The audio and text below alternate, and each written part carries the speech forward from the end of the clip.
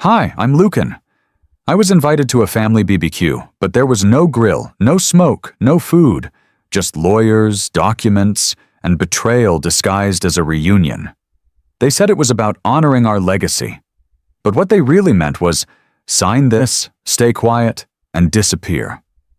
They erased me from the family photos, wore my grandfather's watch like it wasn't mine, and used my mother's tears to break me. So why did I still show up? Why didn't I walk away? Maybe the better question is, what did I bring with me that they never expected? The letter was thicker than most, a heavier kind of paper, cream-colored, almost textured like skin, folded with surgical precision. My name was written in a slanted cursive that I hadn't seen in years.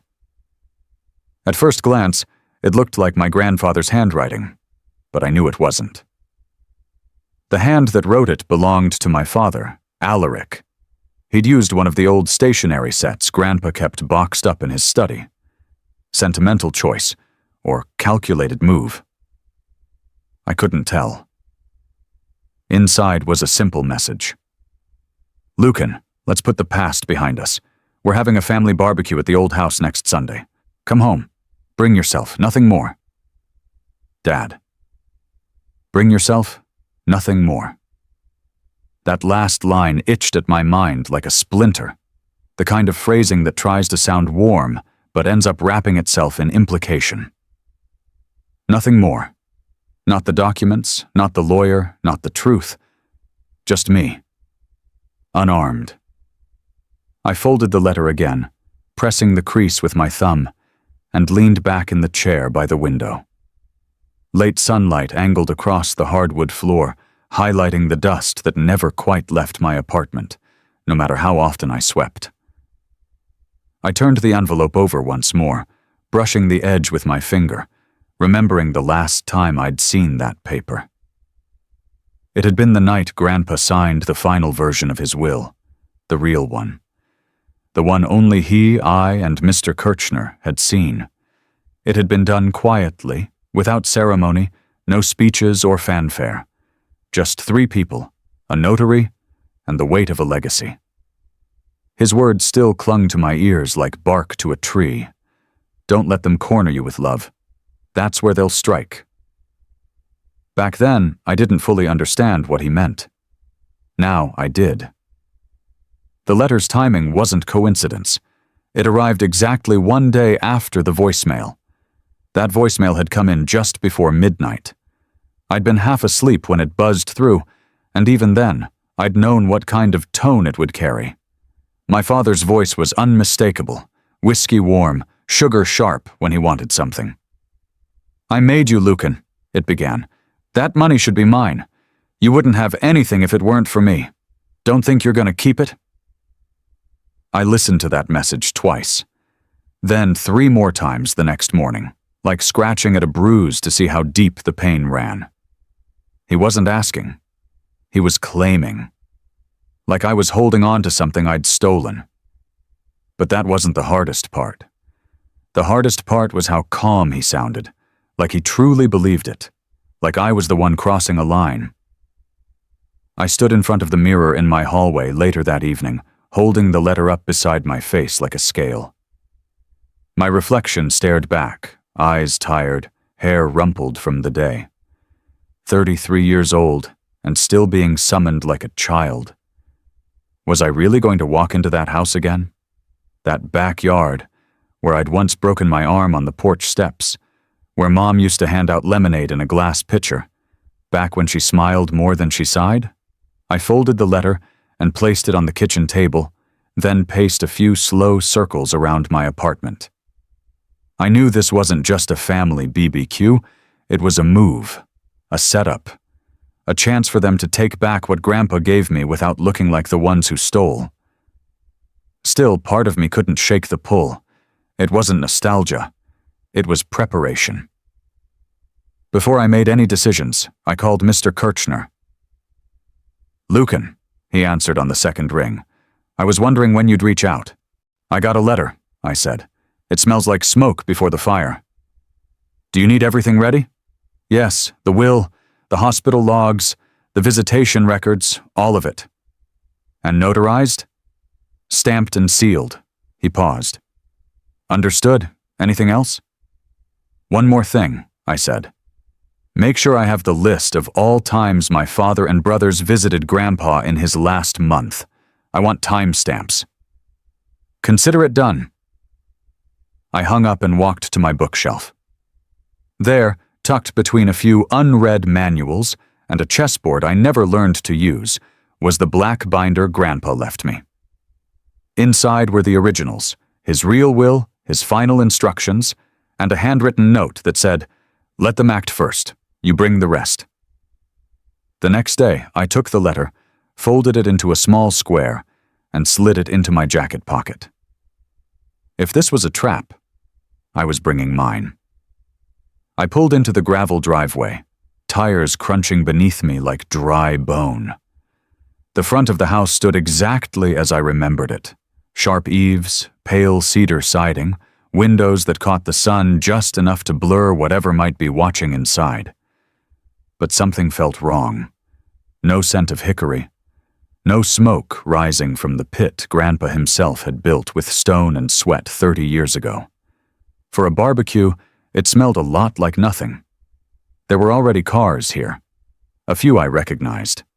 Kalen's black crossover, Sebastian's navy Mercedes, and others that had no business in this driveway, including a rental with California plates. My fingers gripped the steering wheel a few seconds longer than they needed to before I cut the engine. Stepping out, I scanned the yard. The grass was trimmed, but the chairs in the backyard were already arranged into a perfect circle, not around the grill, but around the patio, like a mock tribunal. Something told me this wasn't about burgers and laughs. Inside the house, the air was too still. No music, no utensils clinking, no scent of food warming in the oven. The kitchen looked untouched, counters polished like no one had leaned on them all week. Then I saw it. A massive framed poster mounted in the hallway, printed with gold serif lettering. The Whitaker Legacy. Below it, 4 square portraits. Dad, Kalen, Sebastian, and a young photo of Grandpa. Glossy, cropped, professional. No sign of me. I froze. No picture of the man who held Grandpa's hand in his final breath. No photo of the one who made sure he died with dignity. I stood there for a long second, letting the absence carve its way through me.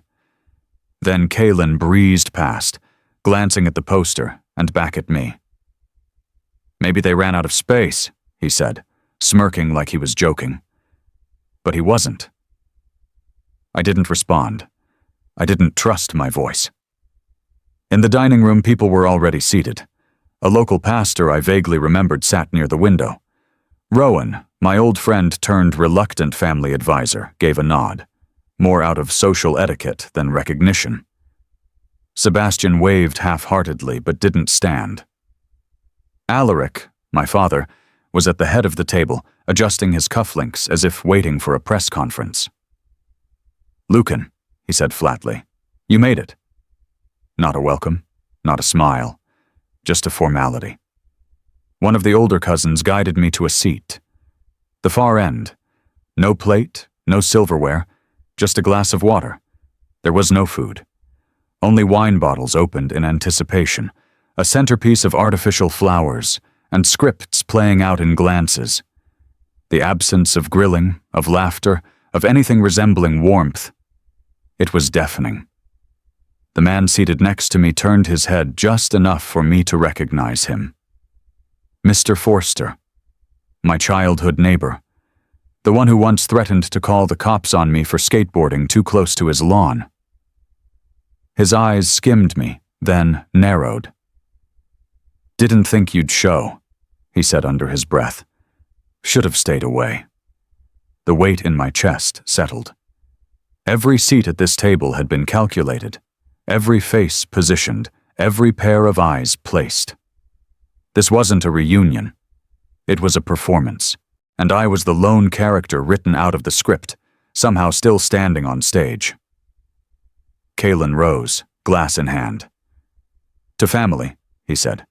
To honor. To remembering who we are. The others followed with murmured agreement. I didn't lift my glass. Sebastian leaned in. It's funny how memory works, isn't it? Sometimes it's clean, sometimes distorted.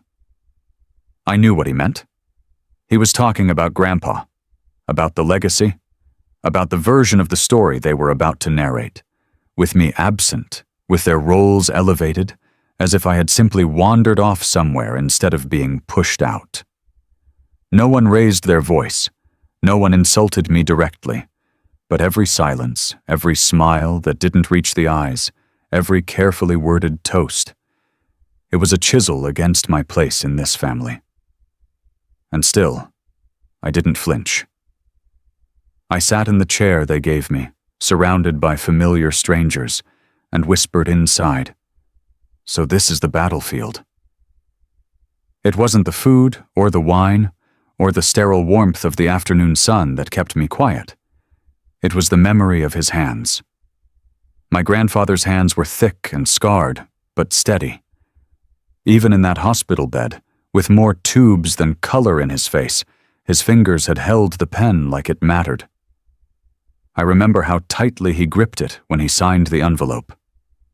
That envelope, the one that still sat in my inside jacket pocket like a sealed warning. "They'll come for this," he whispered to me, his breath faint and sharp. "But don't go to war for me, Lucan. Go for yourself. Bring your own name to the battle." He'd looked at me, eyes glassy, throat dry. "You're my son more than they ever were. Do you understand?" I had only nodded. In the present, I sat at the far edge of the patio table, watching Kalen pour red wine with all the theatrical grace of a sommelier who thought himself the star of the show. The wine caught the afternoon light, casting blood-colored reflections onto the glass. He poured mine last. I didn't touch it. The envelope inside my jacket pressed gently against my chest every time I breathed. It wasn't heavy in weight, but it carried the gravity of someone's last truth. And in a place like this, where truths were being rearranged like photo albums, I wasn't going to be the one who forgot it. Around the table, the talk shifted to legacy. Again. Sebastian started in with his usual tone, smooth and just rehearsed enough to pass for sincerity. He spoke about how Dad taught him everything about business, how Grandpa's sense of structure is what built the firm, and how family is a living will, passed down in how we behave. I stared at the condensation sliding down my untouched glass. Mirabelle sat 2 seats over, her hands resting quietly in her lap. She glanced at me once, her lips parting slightly, but she said nothing. Maybe she couldn't. Or maybe she had already decided her silence was safer than the truth. I wanted to laugh, to stand up and tell them what Grandpa really thought of their legacy. But I didn't, because there was no one at this table who would have believed me without proof. That's what they had taught me all my life. Truth without evidence was just noise. And I wasn't here to make noise. The last time I had almost made noise was at the funeral, the same one where Kalen had live-streamed the service like it was a graduation. Sebastian had stood up in front of strangers in church pews and delivered a eulogy like it was a job interview. Grandpa believed in tradition. He believed in strength. He believed in passing the torch. Mirabelle had asked me, as tears rimmed her tired eyes, not to read the will publicly that day. "Not here, Lucan," she had whispered. "Please, not with everyone watching. Let them grieve. Let me grieve." And I had folded the truth, tucked it into my coat, and swallowed my pride. Now, as I watched Sebastian lean toward the family's old accountant, Mr. Walters, I realized that my silence hadn't bought me time. It had just allowed them to rewrite the story in real time. A nod passed between Sebastian and Mr. Walters. Subtle. Intentional. I stood from my seat and excused myself. No one followed, No one asked where I was going. Inside the house, I found the small downstairs bathroom and closed the door behind me. The mirror above the sink was slightly tilted, like someone had rehung it in a rush. I stared at myself in the warped reflection, then pulled the envelope from my jacket. I didn't open it. I didn't need to. I unfolded the single sheet of lined yellow paper tucked behind it. The real note, the one Grandpa had written in his own unmistakable scrawl. The ink had faded a bit, but the words were still firm. "You're my son more than they ever were." I ran my thumb across the crease where the paper had been folded, then folded it again with care, placing it back in the envelope, back into the pocket closest to my chest. Somewhere behind me, laughter floated down the hallway like perfume. Manufactured, timed, hollow. I didn't care what they were planning. I returned to that backyard with nothing but paper in my pocket and fire in my chest. Kalen stood and lifted his glass like a politician at a charity dinner. "To family," he said, voice clear and smooth, "and to keeping legacies. Sacred." The words hovered like steam from a dish gone cold. People murmured in agreement, glasses tilted, heads nodded. I didn't touch mine. I kept both hands on the table, fingers resting on the grain of the wood like I might need to anchor myself if the current pulled harder. Kalen's eyes flicked toward me for a brief second, the corner of his mouth twitching into a smirk, subtle, rehearsed. He didn't need to say the rest aloud. I wasn't part of that legacy, at least not the one they planned to preserve. The conversation rolled on, airy and curated. Alaric mentioned restructuring family holdings, and Sebastian chimed in with a nod about shifting responsibilities. Every word carefully scrubbed of sharpness, every glance coordinated. I knew this language.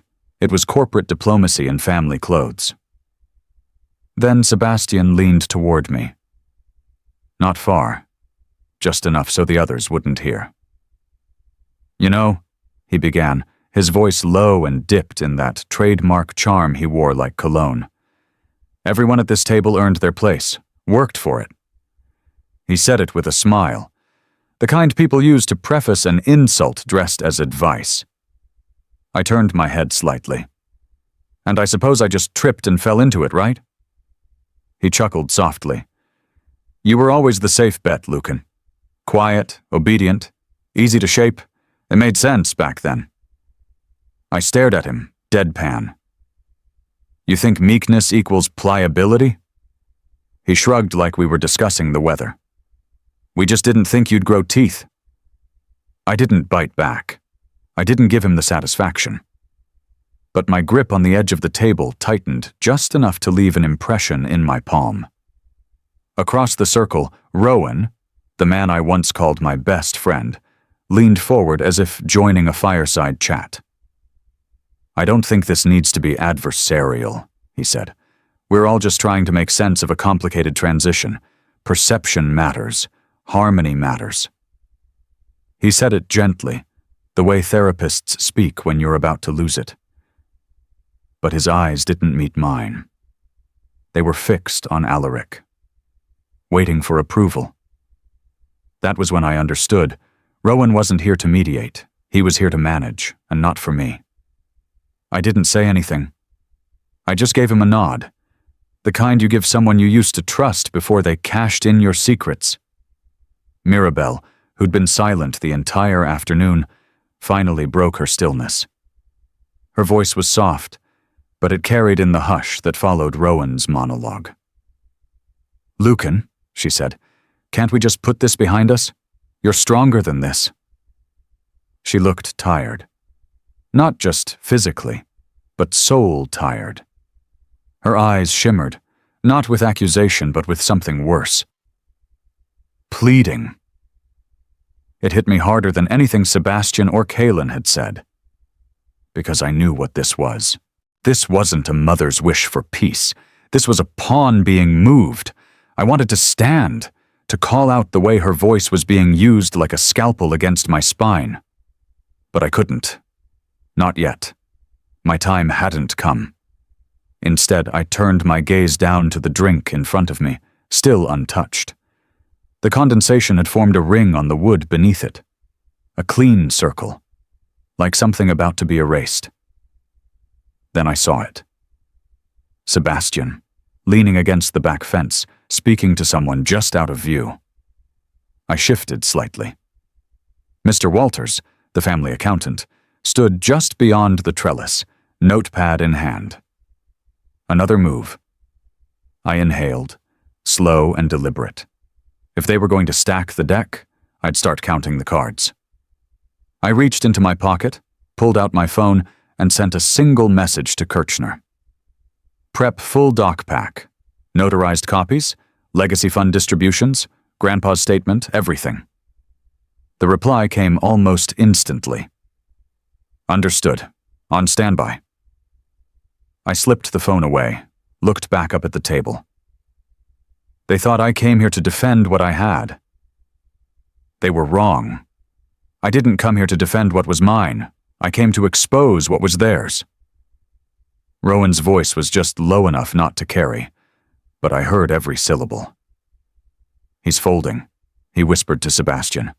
Just give it time. I stayed still. If they thought I was breaking, good. Let them keep misreading me. It made what I was about to do easier. Sebastian chuckled in that arrogant, throat-deep way that always sounded more rehearsed than real. He clinked his glass lightly against Kaelin's, then leaned back like a man who believed the room belonged to him. The air at that table thickened. No one shouted, but the silence had become its own weapon. I've always believed, Alaric said suddenly, raising his voice just enough, that some things are earned, and some are handed over out of guilt. He didn't look at me. He didn't have to. The message was surgical. Sometimes, he continued, swirling his drink, it's easier to give the quiet one something shiny and hope he stays grateful.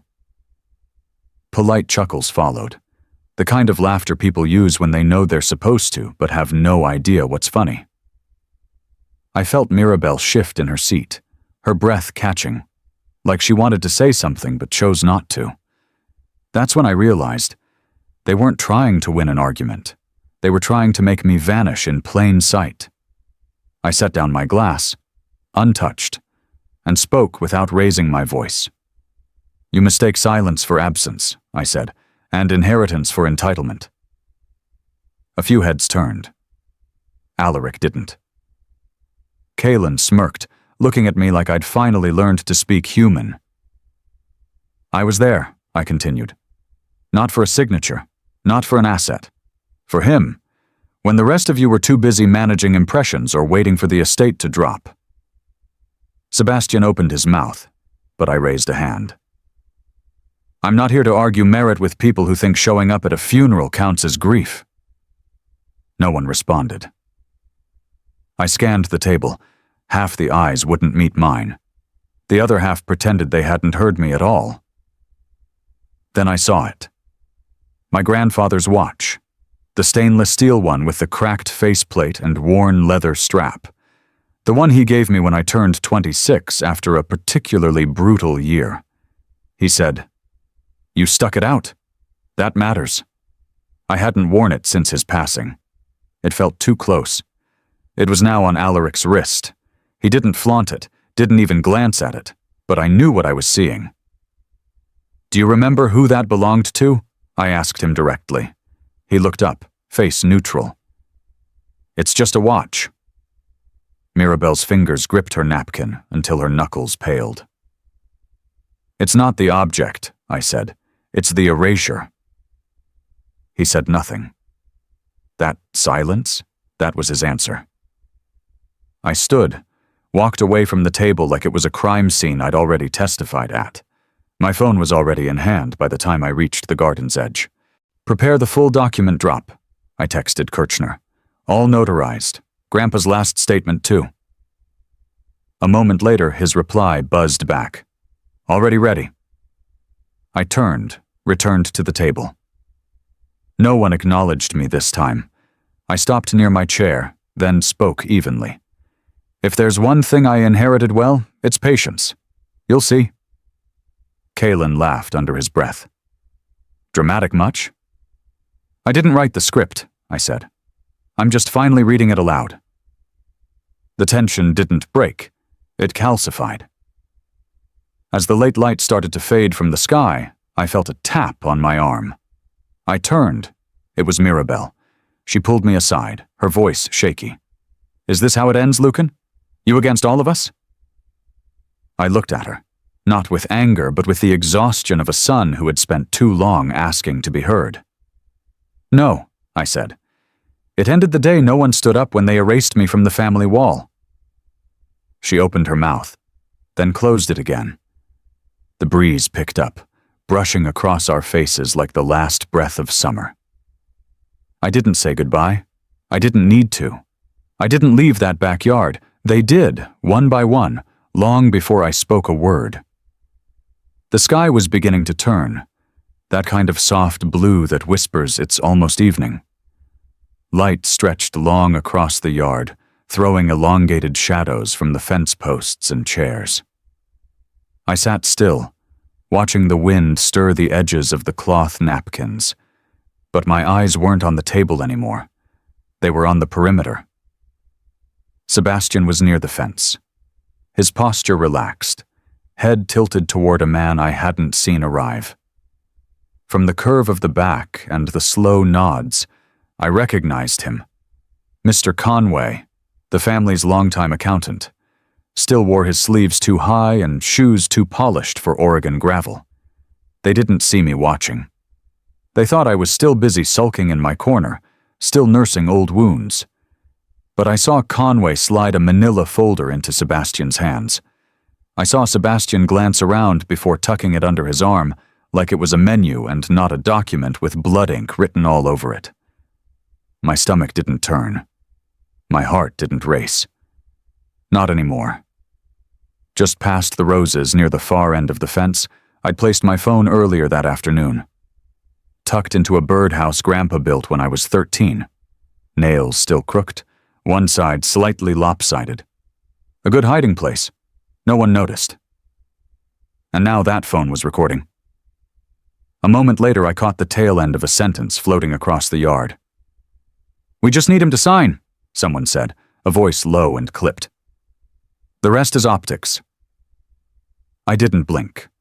I opened my messages and attached the latest recording to a draft email, addressed it to Kirchner, added a single line. "They're planning pressure through family optics. Evidence attached. Hit send." I closed the phone, slipped it back into my pocket, and returned my gaze to the table. Nothing had changed. And yet everything had. By now, chairs had been subtly adjusted. Mirabelle, my mother, was seated more centrally, her chair pulled closer to Alaric.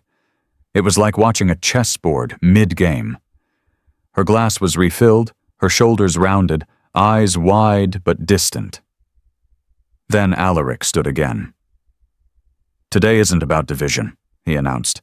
"It's about honoring the matriarch, the one who kept us whole all these years." He placed a hand gently on her shoulder.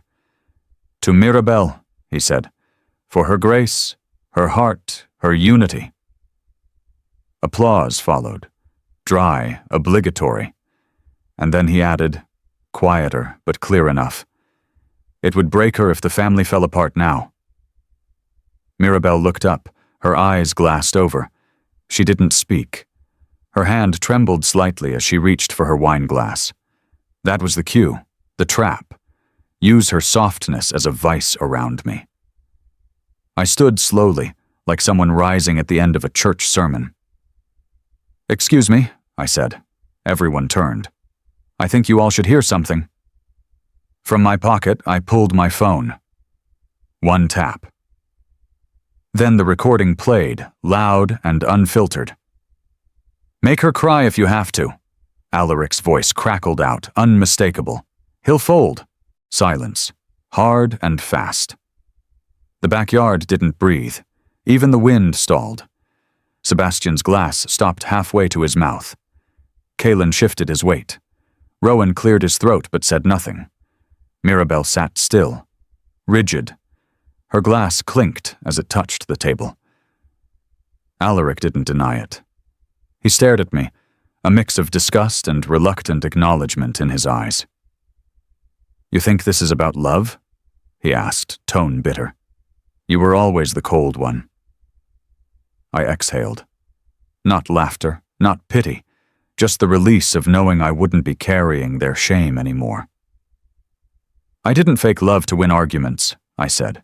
"That's your generation's trick." He didn't respond. Mr. Conway, still standing near the fence, suddenly seemed interested in his shoes. I turned toward Rowan. "Still neutral, counselor?" He said nothing, and then I looked to Mirabelle. She didn't cry. She didn't speak.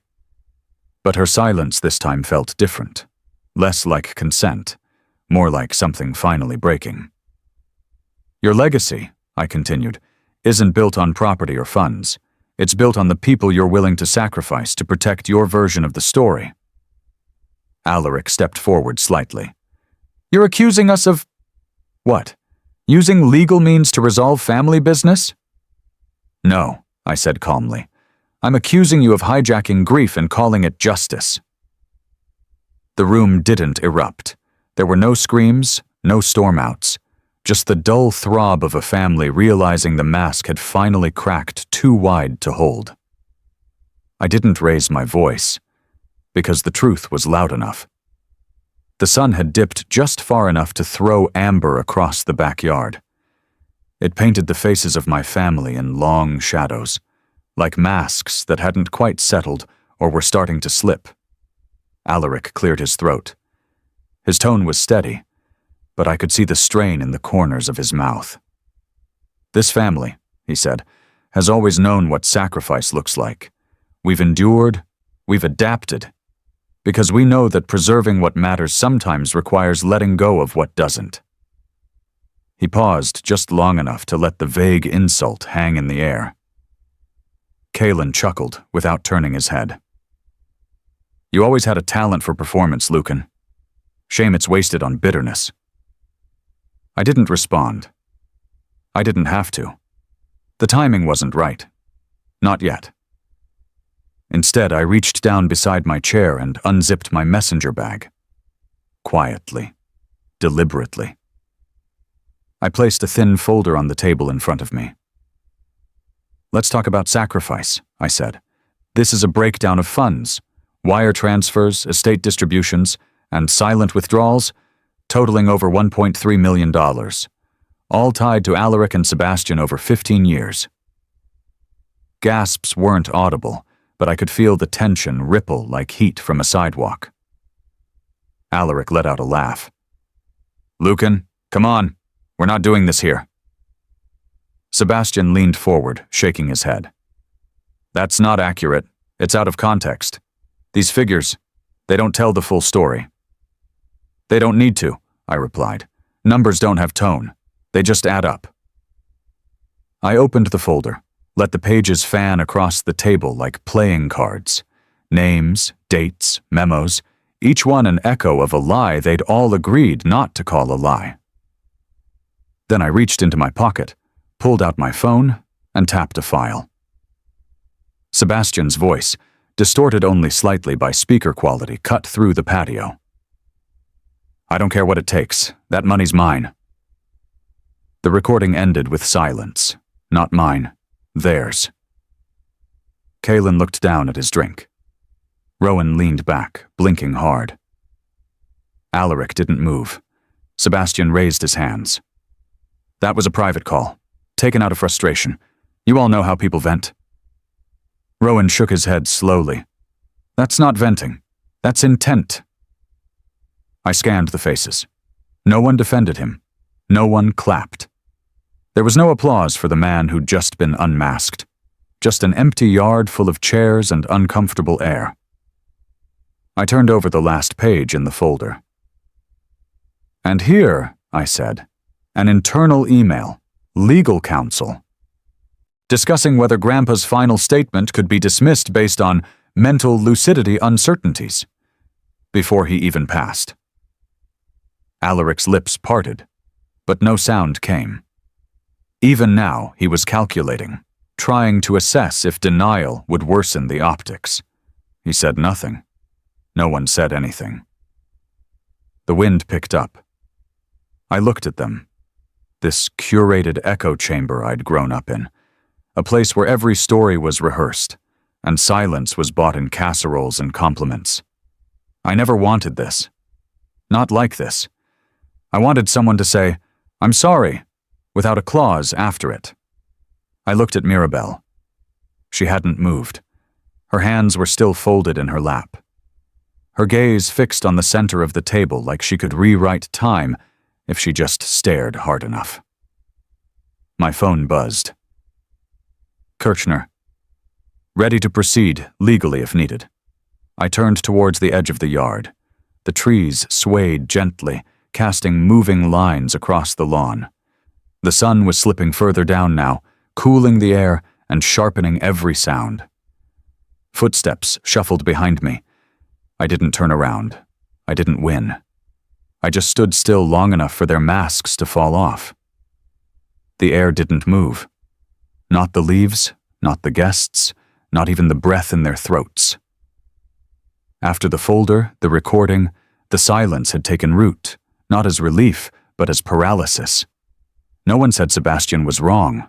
No one reached out to pat him on the back. Alaric, who always had a follow-up line, just stared past him like he wasn't part of the scene anymore. Sebastian stood there like a man who had just read his own obituary and didn't know whether to deny or embrace it. I let the silence stretch, giving space to the weight. It wasn't victory. It wasn't vindication. It was just the truth, unwrapped and unavoidable. Then I reached down and pulled out the small box I had once intended to give Elio for graduation. I'd kept it sealed since Grandpa passed. A simple wooden thing, polished and nondescript. I was saving this for someone else, I said, placing it gently on the table. But maybe it was always meant for all of you. The clasp clicked open with the softest defiance. Inside, a USB drive sat cushioned in black velvet. Grandpa recorded something, I said. He asked me to share it only if I ever felt you'd stopped listening. Without waiting, I plugged it into a small speaker and pressed play. His voice came through faint at first, raspy, aged, but unmistakably clear. "This is not a family of inheritance," he said. "It's a family of impact. If you're watching this, you've already lost." It wasn't a message. It was a verdict, not legal, but moral, the kind of ruling that echoes through bloodlines whether or not the courts acknowledge it. Inez gasped softly. Kalen stood, dusted off his pants, and walked away like the air had grown too thick to breathe. Rowan silently turned and disappeared through the back door. Mirabelle didn't speak. She just cupped her mouth, eyes wide, tears welling, not from surprise, but recognition. She'd been part of the plan, maybe unknowingly, maybe willingly, but now the mirror was right in front of her. I looked at her, and for the first time I didn't see my mother. I saw someone caught between belief and betrayal. That's when Inez stepped forward. Her voice shook, but it rose anyway. "You all used him," she said, looking around the circle of seated silence. "You erased him while he was still living, and now you expect to inherit something you never built?" No one countered her. Not even Sebastian. I turned toward Alaric. His jaw clenched, but his gaze didn't lift. "You said this was about legacy," I told him. "I just handed it back to you, uncorrupted." He didn't blink, but I knew he heard me. I pressed another button on the speaker. A voicemail Grandpa had left months before his death played. This one soft, almost tender. "Protect what matters. Let the rest destroy itself." I let it play in full. No edits, no dramatics. The sun was setting fast now, painting long shadows over the backyard. A few guests quietly got up and left, offering no goodbyes. Others just stood, uncertain what etiquette applied anymore. I stayed seated. I waited until only the rustle of wind and the soft murmur of guilt filled the air. Then I stood, gathered the documents, and glanced toward the old BBQ banner that had been nailed above the garden arch. It sagged now, one corner hanging loose, barely clinging to the nail as if ashamed to still be up there. And I thought, how fitting. Even the banner wanted out of this charade. I didn't need a judge to rule on what was already lost. But I had one more page to turn. They left like air leaking from a balloon, slow, aimless, embarrassed. One by one, chairs scraped softly against stone, footsteps faded into silence, and voices dropped to polite murmurs before disappearing completely. Inez was the first to go inside. Rowan wouldn't meet my eyes. Kalen vanished without a goodbye. Only his half-finished glass left sweating on the table. Mirabelle stayed behind. Not speaking. Not crying. Just sitting there, hands in her lap, the corners of her mouth tugged downward like gravity had finally found her. The chairs looked like a failed rehearsal, angled randomly, some toppled slightly, others facing away from the table. No one made a move to straighten them. It was like they feared the arrangement itself would accuse them. I remained where I was for a while. Not because I didn't know what to do, but because I didn't feel the need to move.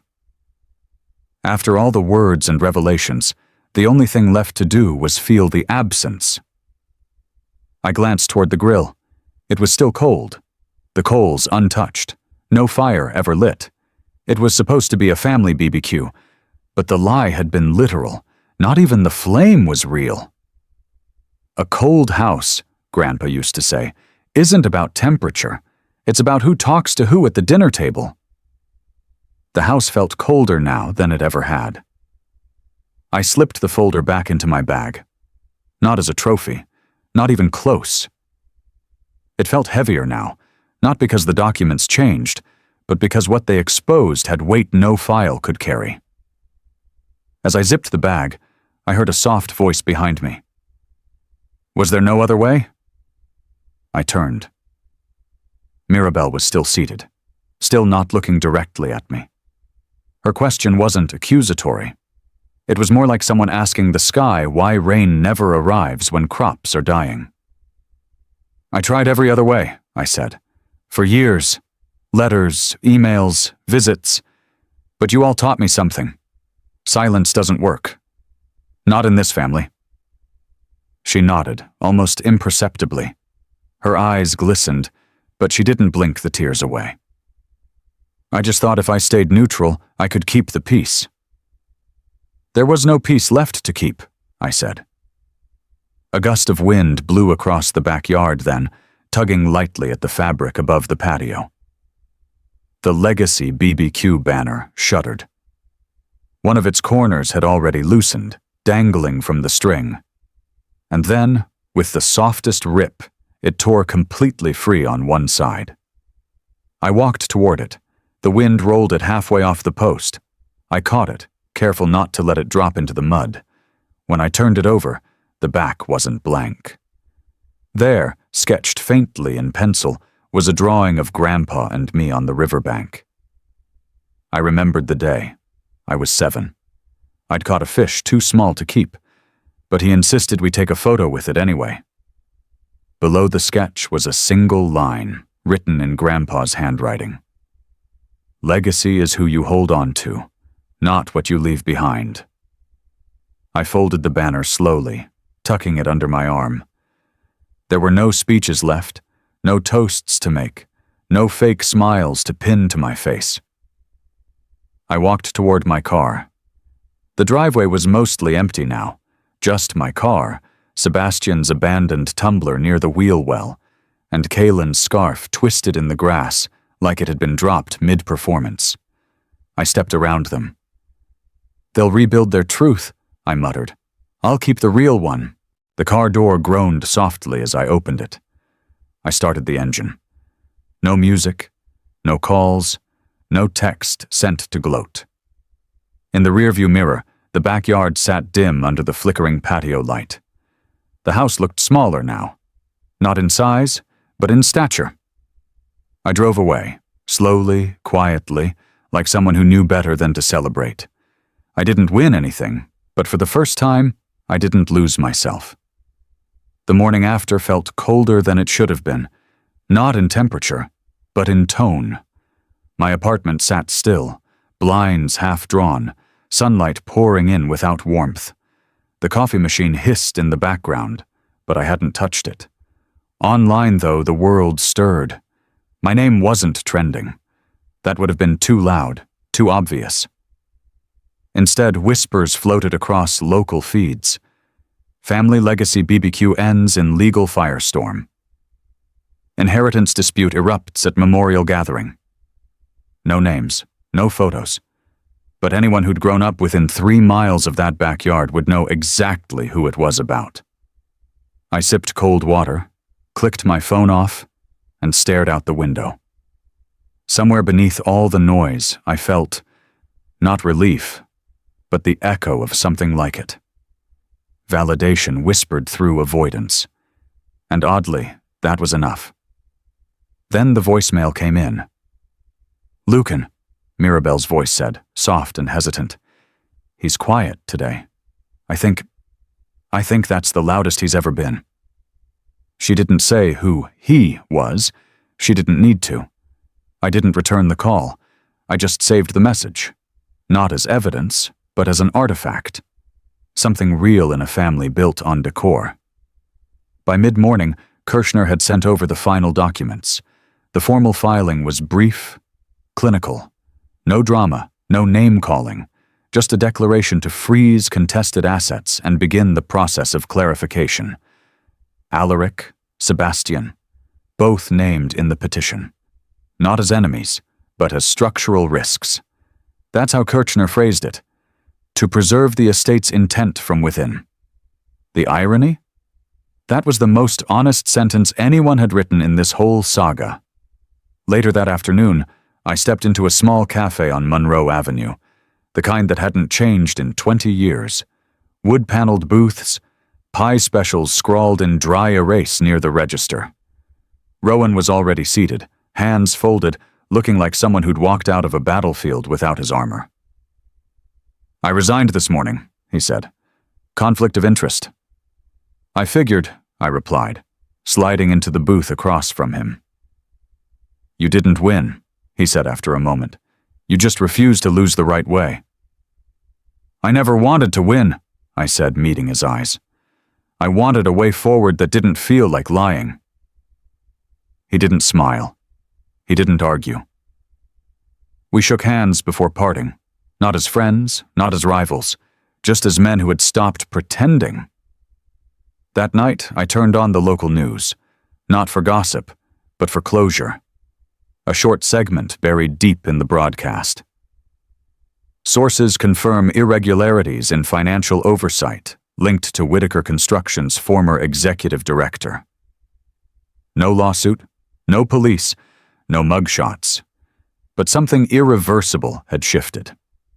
A name once uttered in boardrooms with reverence was now paired with questionable practice and legacy concerns. I didn't cheer, didn't raise a glass, just sat there, letting the truth settle like dust over furniture that hadn't been touched in years. They weren't destroyed. They were just adjusted. The phone buzzed again. "Kirshner. All assets now pending. Ready when you are." I turned off the screen, walked to the window. Outside, the street lamp flickered to life. I didn't strike back. I simply moved the line forward and let them walk into it.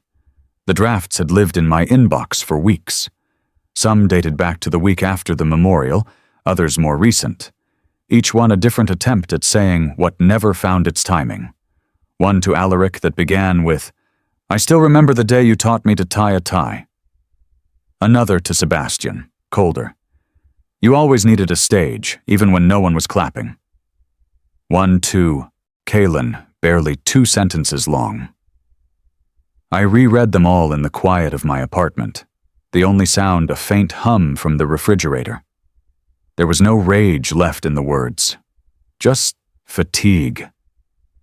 And a strange clarity that maybe saying nothing now said the most. I selected all of them and hit delete. Gone, not with resentment, but with resolution. That afternoon, my phone lit up with a call from Inez.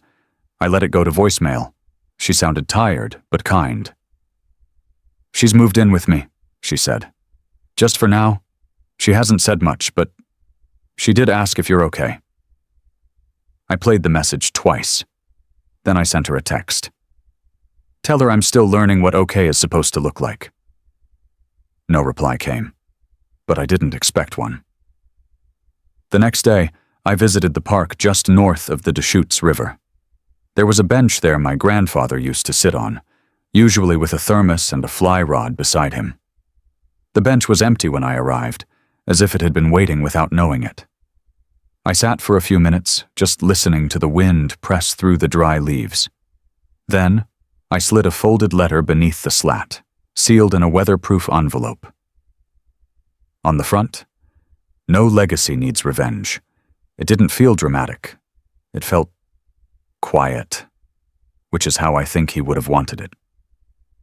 Later that week, I began volunteering at a community center just outside Bend, tech mentorship for high school students who'd never had a laptop of their own. The first day was awkward. By the third, I had a waiting list. One of the kids, Marcus, maybe 15, stayed late one afternoon and asked me, "Did you always have a strong family?" I paused, longer than he expected. "No," I said, "but I have a strong reason to be better than what I came from." He nodded, then changed the subject like teenagers do, fast and clean, like emotion was a hot stove they'd only brush against. It was enough. That weekend, I received a letter in the mail. No return address, but the handwriting was unmistakable. I opened it on the porch, legs stretched out, sun pressing warm against my shoulder. "Lucan," it began. "I'm sorry, not for what happened. I can't undo that, but for not protecting you when I should have. I didn't think I had a choice. But I did, and I chose wrong." That was it. No explanations, no requests. I didn't respond, but I took the letter inside and placed it next to the old USB drive from Grandpa. Not in a folder. Just together, in a drawer I rarely opened. Some things don't need replies. Some things are forgiven. Some are simply understood. And for once, that was enough. I didn't need an apology to close the chapter, just the courage to stop rereading it.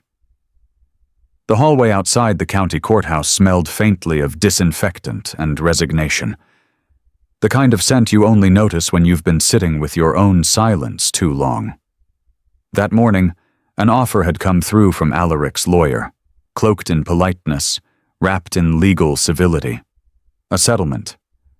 Not out of regret, but from calculation. They knew they wouldn't survive the transparency of trial. I declined. "You wanted a legacy written in whispers," I'd said to the representative. "Now you'll get one carved into public record." That was all I had to say. 3 hours later, I stood in front of a FedEx drop box with 3 envelopes in hand. One addressed to Alaric, one to Sebastian, one to Kaylin. Each sent via legal courier. The contents were identical. A notarized termination of shared estate rights, a forensic summary of their financial behavior spanning 15 years, and a scan of one handwritten line from my grandfather, in black and white, centered on the page like scripture. "If they sell their integrity for comfort, let them buy their own silence." That was his final note, and this was mine. Later that week, I returned to the old Whitaker home. The door to his study had been locked for years, more shrine than room. But the key still worked. The hinges creaked like they hadn't spoken in a decade. Dust danced in shafts of morning light. The air was thick with age and memory. His desk sat exactly as he left it. Blueprints folded beside journals, a paperweight shaped like a trout. I didn't touch the paper at first. I just stood there, letting the stillness seep into me. Then I went to work. Photographed every notebook. Cataloged every drawing. By noon, I was in contact with Bend University. By the end of the week, the university had accepted my donation. The entire study, desk, documents, history, would become part of a mentorship hub for ethical business and family governance. I had fought so hard not to let them turn legacy into leverage. Now, it would become a lesson. A few days later, I walked the halls of the community center with Elio. Inez trailed behind us, letting us talk without interruption. The center now bore my grandfather's name, not in bronze, but in quiet dedication. Elio looked up at me. "Are you happy now, Uncle?" I paused. "Not yet," I admitted, "but I finally know what I meant to protect." We stopped in front of the entry wall where the quote was engraved in wood. "Integrity is louder than inheritance." He traced it with his finger, then smiled. That night, back home, I pulled out a folder from the bottom drawer of my cabinet, the one labeled Final Accounts. Inside was one last note, from Rowan. "You didn't win the courtroom," it read. "You rewrote the verdict before they ever got to speak." I stood over the fireplace, looked down at the folder, then lit a match. It burned slowly, not with vengeance but with release. No more evidence needed. No more chapters to write in the margins. I didn't inherit money or power. I inherited peace, and I intend to spend it wisely. Maybe I didn't inherit the estate they tried to keep from me, but what I did inherit, quietly, steadily, was something far more lasting. I inherited the choice to stop repeating cycles. I inherited the courage to step out of silence, not to shout, but to speak with purpose. And more than anything, I inherited the peace that comes when you stop chasing validation from people who only offered conditions. You see, legacy isn't about what's written in a will. It's about what you leave behind in the people you touch, the wrongs you choose not to repeat, and the values you pass forward even when no one claps. Forgiveness doesn't always come with reconciliation, and that's okay. Sometimes forgiveness means setting down the weight and walking in a new direction. If this story resonated with you, if you've ever felt like the black sheep, the silent one, or the only person trying to do the right thing in a loud, wrong room, then this story was for you. Let me ask you, what's the one truth you've had to protect in silence? And how did it shape you? Leave a comment and share your voice. Whether you loved this story, disagreed with it, or saw your own life reflected back at you, tell me where you're watching from, or drop a 1 if this touched your heart in any way. And if you're still with me, still listening, hit that subscribe button. More stories like this are coming. Real, raw, honest. Because some stories don't just end, they echo.